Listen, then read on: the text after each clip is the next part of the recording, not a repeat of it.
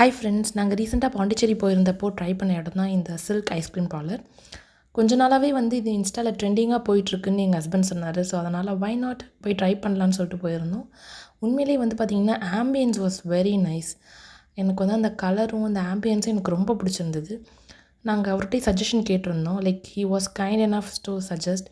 எங்கள் ஹஸ்பண்ட் வந்து chocolate lower. So அதனால் அவருக்கு 4 ஃப்ளேவர் சாக்லேட்டும், நான் வந்து ரொம்ப சாக்லேட் லைக் பண்ண மாட்டேன். அதனால் வந்து நான் Thailand mango I think name சொல்லலாம். என்ன கொஞ்ச நாள் முன்னாடி போனது சரியா ஞாபகம் இல்லை.